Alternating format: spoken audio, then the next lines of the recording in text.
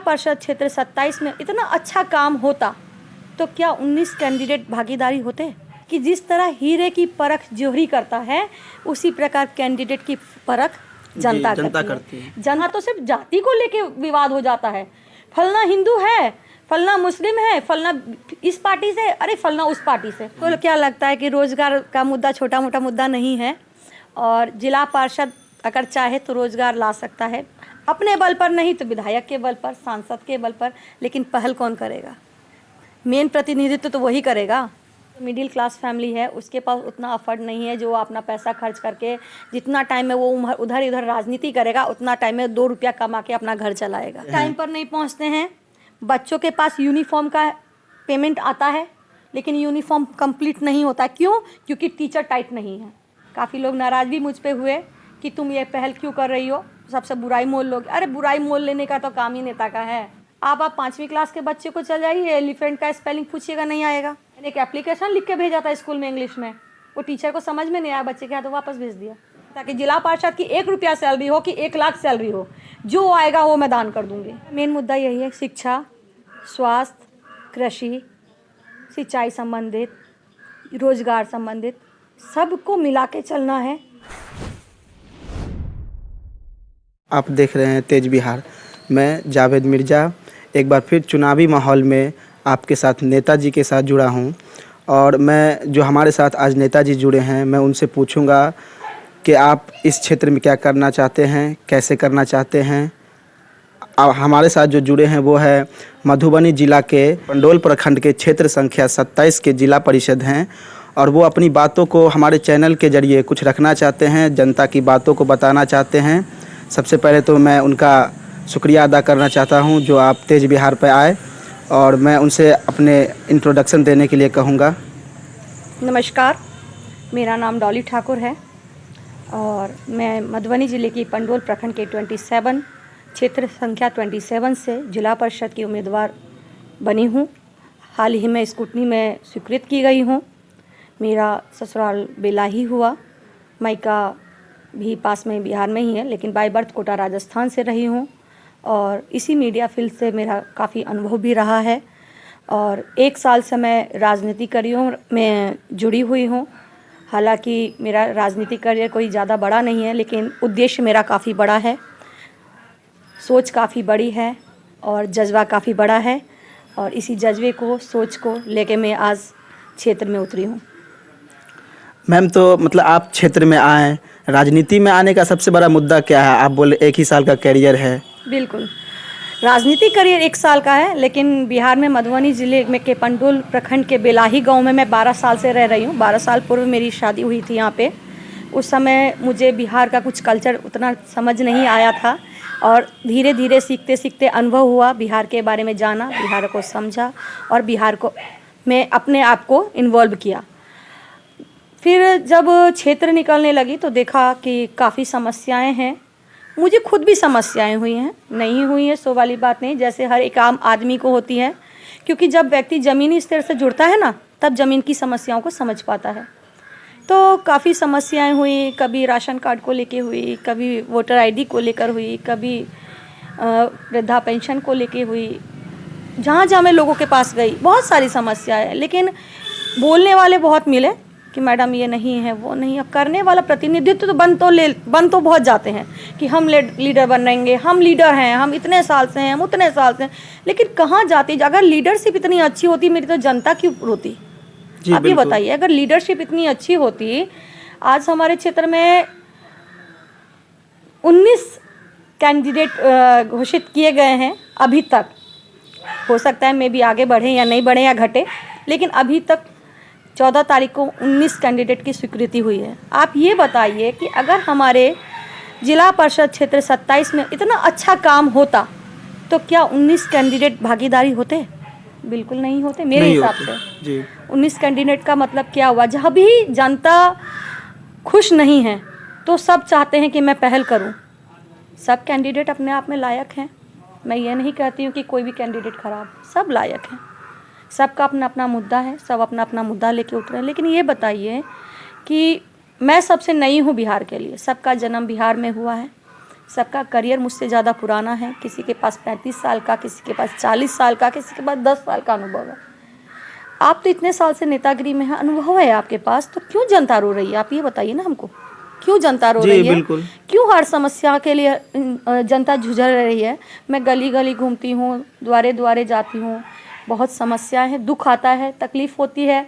काश मैं उस लायक होती जो उनका दुख दूर कर देती। तो वो मन में बहुत ज़्यादा होता है, तकलीफ आती है, बहुत बेचैनी होती है उनको देख के। लेकिन वही बेचैनी अगर काश किसी और को हुई होती अब तक, जो हमारे 4 तो रह चुके हैं, ये 5वां कैंडिडेट आपको इस बार प्रक्रिया में आए हैं, 4 अभी तक हमारे जिला पार्षद रह चुके हैं। मान लिया कि कई बार कोई जीतता है, कई बार कोई हारता है, लेकिन ऐसा तो नहीं है कि हारने के बाद उसका पहचान, उसकी छवि खराब हो जाती है, बिल्कुल नहीं होती है। एक फंड आप तक नहीं पहुंच पाता है, यही एक मुद्दा है कि भाई आप रोड का काम नहीं करा सकते हैं, आप नाले का काम नहीं करा सकते हैं, आप सड़क का काम नहीं करा सकते हैं, लेकिन आप जनता का तो काम करा सकते हैं। मैम, सबसे बड़ी बात है कि जब इलेक्शन में जो भी आते हैं तो दूसरे के खिलाफ में जब उतरते हैं तो वो अच्छा काम करने के लिए आते हैं, लेकिन जीतने के बाद वो फिर उसी कैंडिडेट की तरह हो जाते हैं जो पिछली बार जो जीत के गए थे। तो वही तो समस्या है कि जब पिछले बार की तरह हो जाते हैं तभी तो जनता रोती है। और देखिए, मैं तो सीधा बात करती हूँ, मेन जनता पे ही फोकस करती हूँ कि जिस तरह हीरे की परख जोहरी करता है, उसी प्रकार कैंडिडेट की परख जनता करती है। जनता के पास 19 कैंडिडेट तो हैं, लेकिन 19 कैंडिडेट में बेस्ट कौन है वो जनता डिसाइड करेगी। मेरा काम आपको समझाना है, प्रत्येक प्रतिनिधि का काम है आपको समझाना। आज ये बताइए, मैं साफ कहती हूँ, हमारे पूर्व जिला, जो आप तो पूर्वे कहेंगे, पूर्व जिला जो हमारे परिषद थे, उनको भी मैंने कहा था कि सर आपके अंडर PWD का रोड आता है, बनवाइए, नाला बनवाइए। क्यों नहीं बना नाला? आप काम कर, अच्छा आपके पास कोई नहीं मानते हैं कि आपके पास फंड आया नाला का, मान लेते हैं तो आप पैरवी लगा सकते हैं, कलेक्टर को लिख के दे सकते हैं, आपके पास विधायक हैं, सांसद हैं, आपने कुछ पैरवी की। आज जो हमारा रोड है सड़कों के बिना रो रहा है।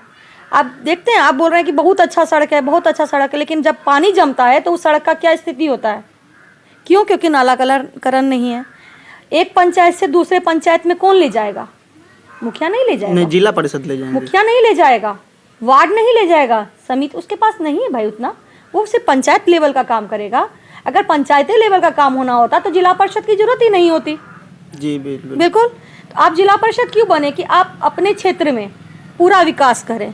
आप दीजिए ना भाई, नालाकरण करवाइए। आप देखिए, अभी रोड का काम हुआ है, रोड पे आप जगह जगह बिजली का काम हुआ है, प्रत्येक पोल के लिए फंड आया है जी। 1 पोल लगाया, 2 पोल लगाया, छोड़ दिया। जहाँ अपना एरिया है उधर लगा दिया, बाकी छोड़ दिया। कोई उजाले में है, कोई अंधेरे में है। किसी ने विरोध किया? क्यों नहीं किया? पुराने प्रतिनिधित्व थे, आपका हक बनता है। आपको लोग जानता, हम लोग नए हैं, हमको शायद नहीं उतनी जनता जानती हो, लेकिन जो पुराने प्रतिनिधित्व कर चुके हैं उनको तो सब जानते हैं कि ये हमारे प्रतिनिधि रह चुके हैं। क्यों नहीं आपने विरोध किया? इलेक्शन के टाइम ही क्यों आप विरोध करते हैं? पहले क्यों नहीं? लगते समय क्यों नहीं? क्षेत्र संख्या 27 में एक महीने पहले ये भी देखा गया था कि 3-3, 4-4 दिन बिजली नहीं आता था, तो उस पर भी जिला परिषद या किसी का भी कोई ऐसा बयान नहीं आया। वही तो मैं बोल रही हूँ कि कोई नहीं आता है, तो सिर्फ इलेक्शन के टाइम ही क्यों इलेक्शन के टाइम दावेदारी कि हम इतने पुराने हैं, हम इतने हैं। अरे पुराना नया नहीं होता है। एक पुराना व्यक्ति भी कुछ नहीं कर पाता, एक नया व्यक्ति करके दिखा देता है। होता है कभी कभी एक बच्चा भी माँ बाप को सीख दे जाता है। तो आप मौका तो दीजिए, जनता में पहचान करिए कि वास्तविकता में आपका हकदार कौन है, इसका जिला पार्षद काम कौन करेगा, किसकी जरूरत है, कौन आपके लिए दिन रात, अगर दिन रात होना ही होता तो पहले क्यों नहीं हुआ? क्यों अभी तक जनता रो रही है? आप हमको ये बताइए।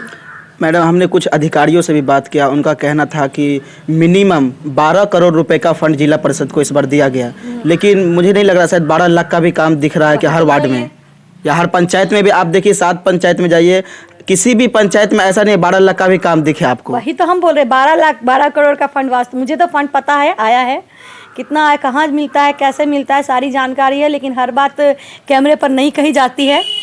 लेकिन वास्तविकता में आप क्षेत्र में घूम लीजिए कि काम कहाँ हुआ है जिला परिषद के द्वारा।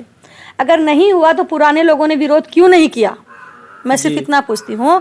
अभी भी लोग का रोना है कि पुराने नेता हैं उनको सपोर्ट करेंगे, नए नेता हैं वो क्या जानते। अरे आपने मौका दिया नए को कि वास्तविकता में सही है। यहाँ तो सिर्फ जाति को लेके विवाद हो जाता है, फलना हिंदू है, फलना मुस्लिम है, फलना इस पार्टी से, अरे फलना उस पार्टी से। अरे पार्टी अपनी जगह है, आप उसको विधानसभा लोकसभा में ले जाइए। ये आपका पंचायत है, पंचायत में आपको कैंडिडेट को आप तराशिए, वास्तविकता में काम करने वाला आपका कैंडिडेट कौन है, कौन आपके क्षेत्र को चमका सकता है। अगर पुराने को चमकाना होता तो चमका दिया होता, नए को आने की जरूरत ही नहीं होती। अच्छा मैडम, रोजगार पे क्या कहना है? जिस वजह से लॉकडाउन अभी है और रोजगार मतलब सभी के रोजगार चले गए, उस पर आपका क्या कहना है? आपको क्या लगता है कि रोजगार का मुद्दा छोटा मोटा मुद्दा नहीं है, और जिला पार्षद अगर चाहे तो रोजगार ला सकता है, अपने बल पर नहीं तो विधायक के बल पर, सांसद के बल पर। लेकिन पहल कौन करेगा? मेन प्रतिनिधित्व तो वही करेगा। जी बिल्कुल, मेन प्रतिनिधित्व तो वही करेगा। अभी तक रोजगार की समस्या, कितना रोजगार आया है हमारे क्षेत्र मधुबनी में ही, कितना रोजगार आया है ये बताइए। रोजगार के चक्कर में ना दिल्ली बम्बई जा रहे हैं यूथ, क्यों? घर पे क्यों नहीं? आज जो सरकार दे रही है योजनाएं, पेमेंट दे रही है, मतलब लोन के थ्रू दे रही है, लेकिन उसको पास करवाने में कितना पापड़ बेलना पड़ता है। कितने लोगों ने सपोर्ट किया है उसको करवाने में? कितने जिला पार्षद ने चाहा है कि मेरे गांव में, मेरे क्षेत्र में रोजगार लगे? जनता भी नहीं चाहती है, जनता भी आवाज उठाना नहीं चाहती है। जनता नहीं उठाना चाहती है। जनता देखिए मजबूर है। जनता अभी भी बिहार में गरीबी है, बहुत ज़्यादा गरीबी है। या ऐसा तो नहीं मैम, गरीबी नहीं, या हो सकता है कि ये सोचते होंगे कि सत्ता में बैठे हुए हैं तो मुझे कोई प्रॉब्लम क्रिएट करे, आवाज़ उठाऊंगे। नहीं है, वो हाई लेवल के लिए लोगों के लिए हो जाता है कि हमको सबको लेके चलना है। मैं नॉर्मली जो मिडिल क्लास फैमिली है उसके पास उतना अफर्ड नहीं है, जो अपना पैसा खर्च करके जितना टाइम में वो उधर इधर राजनीति करेगा उतना टाइम में 2 रुपया कमा के अपना घर चलाएगा। तो ये काम जनता के लिए नहीं है। जनता तो आपका सहयोग देगी, लेकिन पहले आगे तो बढ़ें आप आगे बढ़ेंगे तब जनता आपका साथ ना दे तब आप बोलिएगा कि जनता ने आपका साथ नहीं दिया। लेकिन पहल तो आपने की, ये बताइए करी आपने पहल? नहीं। तो पहल नहीं की तो आप जनता को दोष कैसे दे सकते हैं? मेरी जनता बिल्कुल जो उसका प्रतिनिधित्व करेगा उसका साथ देगी, 100% जनता साथ देगी, ये मुझे विश्वास है। लेकिन प्रतिनिधित्व करने वाला सही रूप से प्रतिनिधित्व करे तब ना। अगर प्रतिनिधित्व करते तो हर पंचायत या फिर जो भी पंचायत है, अगर वहाँ की जनता रोती नहीं। क्या लगता है? देखिए हॉस्पिटल है, हॉस्पिटल तो खुले हुए हैं, डॉक्टर क्यों नहीं है? किसी ने सोचा आज तक? फर्स्ट एड जो आपको होता है वो भी आप नहीं करा सकते हैं जी। उसके लिए भी आपको मधुबनी पंडोल भागना पड़ेगा। आपके हम लोगों के हमारे घर बेलाही में है, बिठवार में है, हर जगह हॉस्पिटल है, प्राइमरी केंद्र सब जगह है। कितनी सुविधा है, क्या डॉक्टर अवेलेबल नहीं है? नर्स नहीं, डॉक्टर अवेलेबल है तो कम से कम नर्स ने भी ट्रेनिंग ली है सर, कंपाउंडर ने भी ट्रेनिंग ली है, फर्स्ट एड कर सकते हैं, इंजेक्शन लगवा सकते हैं। 20-20 रुपये, 25-25, 30-30 रुपये लेके एक इंजेक्शन कोई लेने जाता है तो क्या हॉस्पिटल में नहीं मिलेगा वो?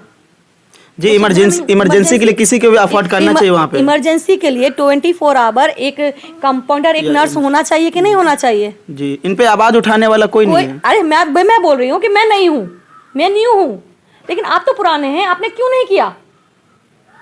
मैं नहीं हूँ ना, मुझे नहीं पता, मैं आज सीख रही हूँ, मान लेते हैं, लेकिन आप तो पुराने थे, आपने क्या किया? एजुकेशन को देख लीजिए क्या स्थिति है। एजुकेशन पे मैम सबसे पहले बड़ी बात तो स्कूलें हैं, स्कूलें टाइम पे नहीं खुलते हैं, वहाँ शिक्षक नहीं पहुँच पाते हैं, टाइम पर नहीं पहुँचते हैं।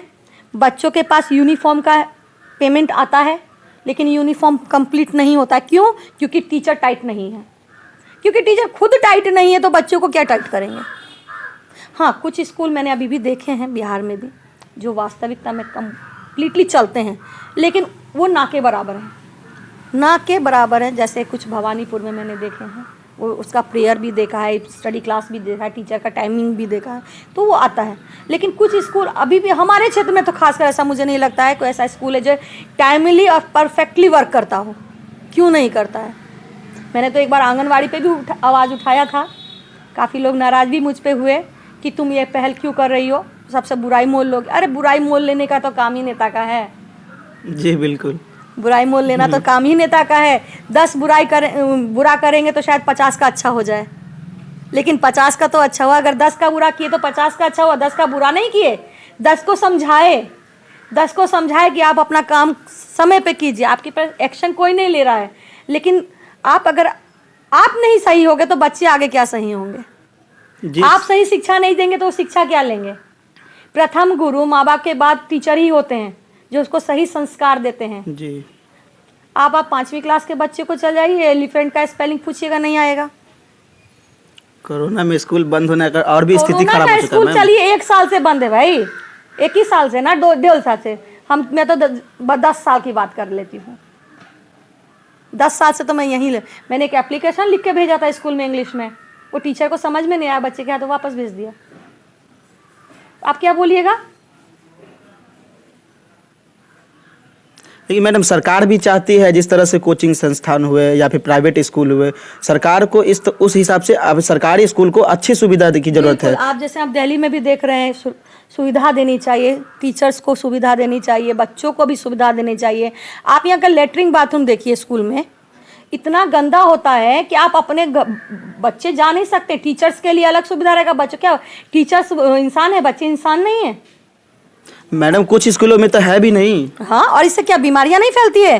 कोरोना ही एक बीमारी है, और बीमारी कोई डिजीज नहीं है, बहुत बीमारी है जो एक बुखार जान ले लेता है इंसान का, एक पेट दर्द से लोग मर जाता है। हाँ, क्या वो संक्रमण फैलाने का वर्क नहीं है। स्कूल में कितनी बाई काम करती है जो रोज झाड़ू लगाती है, स्कूल की सफाई करती है। रखा क्यों गया है, इसीलिए रखा गया है ना कि आप स्कूल को क्लीन रखें। कितना स्कूल, चलिए आज मेरे साथ आप चलिए क्षेत्र में, हम चलते हैं, कितना स्कूल आपको क्लीन मिलेगा। मैडम यहाँ पर तो हमने ये भी देखा है कि पेयजल का भी सुविधा नहीं है बहुत से स्कूलों में।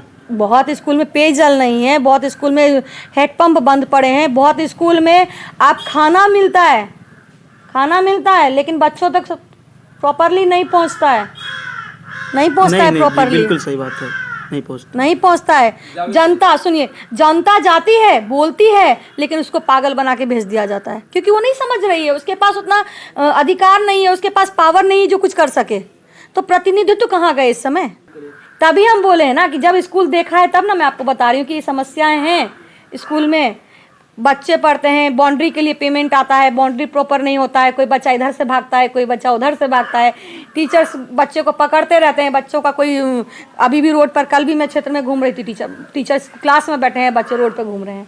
तो ये एजुकेशन है यहाँ मैडम। मतलब जैसे 19 कैंडिडेट हैं तो कुछ ना कुछ खास बात तो होगी जिला परिषद के पद पे, या तो पैसे ज़्यादा मिलते होंगे या फिर उनको सम्मान, जिसकी वजह से इतने कैंडिडेट्स आते हैं। क्योंकि सभी कैंडिडेट्स काम करने के लिए नहीं आते, क्योंकि अभी जो 2001 से पंचायती चुनाव का चल रहा है उस हिसाब से आप देखिए तो कितने ऐसे कैंडिडेट हैं जो काम करने के लिए आए, और उसमें सभी तो बूढ़े नहीं होंगे। सर, दूसरे कैंडिडेट का मैं कुछ नहीं कह सकती हूँ, क्योंकि सब अपना अपना भागीदारी है।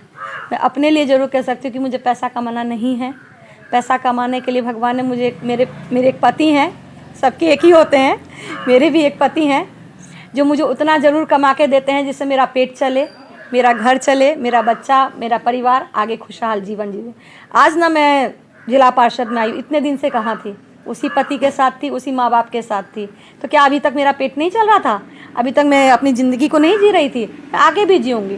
फंड के लिए एक फंड से, मेरा जिला पार्षद बनने का मतलब है कि पावर के साथ जनता का काम करना, क्योंकि अभी भी बिहार में पावर नहीं तो कुछ नहीं है। फंड कोनो बड़ा चीज़ नहीं, फंड मिले, अरे फंड नहीं होगा तो रोड का काम नहीं होगा, जल का काम नहीं होगा, लेकिन जनता का काम तो होगा। जी बिल्कुल, जनता का तो काम होगा। जनता के बीच में तो बनी रहूंगी, जनता का तो प्यार मिले, जनता का तो आशीर्वाद मिले। फंड तो दूसरी जगह है। अगर मैं जीतती भी हूँ तो मुझे फंड से कोई लोभ नहीं है। वो आने वाले समय में आ गया 5 साल आपको बता देगा अगर मैं जीतती हूँ तो क्या डॉली ठाकुर, जो इसको आप रिकॉर्ड करके रखिएगा तो आपको पता चल जाएगा आने वाले टाइम में कि डॉली ठाकुर जो बोल रही है वो वास्तविकता में उन्होंने करके दिखाया कि नहीं, कि मुझे फंड से प्यार नहीं है। अगर मेरे को तो यहाँ तक कि मैंने जिस दिन ठाना था जिला पार्षद बना, उस दिन भी बोला था कि जिला पार्षद की 1 रुपया सैलरी हो कि 1 लाख सैलरी हो, जो आएगा वो मैं दान कर दूँगी, मुझे नहीं लेना है। तो बहुत बड़ी बात है मैडम, आपने ये बात कहा कि दान कर दूंगा। यहाँ पर दान तो दूर की बात है, जो फंड आते हैं पता ही नहीं चलता कि फंड आया क्या। असल में जनता तक फंड पहुँचता भी नहीं है। क्षेत्र में काम करूंगी मैं, जिस क्षेत्र में काम करूंगी, अगर मैं जीतती हूँ तो अगर मेरे पास फंड आता है, उस फंड को लेके मैं, जितने आज मेरे साथ यूथ हो, बुजुर्ग हो, महिलाएं हैं, सब मुझे सपोर्ट कर रही हैं। और मैं कोई भी काम करूंगी तो बिना उनके राय विचार से कोई काम नहीं करूंगी। मैं हर व्यक्ति को, हर वर्ग के व्यक्ति को उठाकर डिस्कशन के साथ काम करूंगी, इसलिए कि कल को कोई मुझ पे ये ब्लेम नहीं लगाए कि डॉली जी आपने तो रामटोल में काम कर दिया, ब्राह्मण टोल छोड़ दिया, मुस्लिम टोल में काम कर दिया, सदाई टोल छोड़ दिया। अरे आप ही लोग डिसाइड कीजिए कि काम वास्तविकता में जरूरत कहाँ है। मैं तो फंड देने के लिए तैयार हूँ। जी बिल्कुल। आप बताइए, मैं सिर्फ एक मतलब मार्गदर्शन देने के लिए तैयार हूँ कि जो मेरे पास है वो आपका है, काम यूथ करें। मतलब मैडम आप जिला परिषद में आई तो जनता के लिए आपका मेन मुद्दा क्या है, जिससे जनता को लगे कि नहीं एक शब्दों में आप बोलें और उनको समझ में आ जाए कि नहीं मैडम का ये मेन मुद्दा है? मेरा मेन मुद्दा यही है, शिक्षा, स्वास्थ्य, कृषि, सिंचाई संबंधित, रोजगार संबंधित, सबको मिला के चलना है। आज कुटीर उद्योग को लेके समस्या है, ग्रामीण में समस्या है, और जनता को लेके जनता के साथ ही चलना है, अकेले नहीं चलना है। मुझे एक सिर्फ आशा है कि अगर मैं जीतती हूँ तो मेरी जनता मुझसे ये ना कहे कि डॉली ठाकुर ने जो किया अपने हिसाब से किया। मैं जनता के साथ जनता के हिसाब से काम करना चाहती हूँ, जिससे मैं अपने जनता के चेहरे पर खुशी देख सकूँ।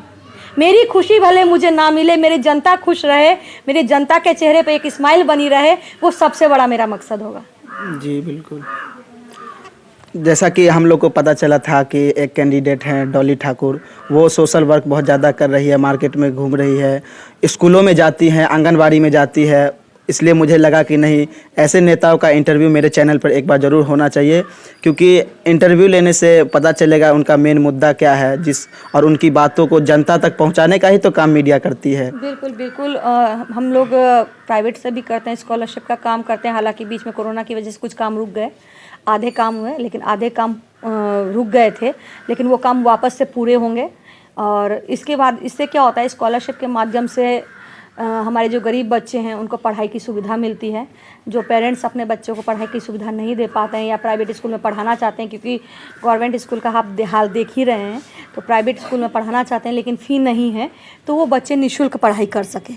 तो ये सब सुविधा हम लोग कोशिश करते हैं कि पूर्ण रूप से बच्चों तक पहुंच सके। जितने बच्चे तक मैं पहुंचा सकती हूँ, कम से कम उसमें मैं अपनी कसर ना छोड़ूं।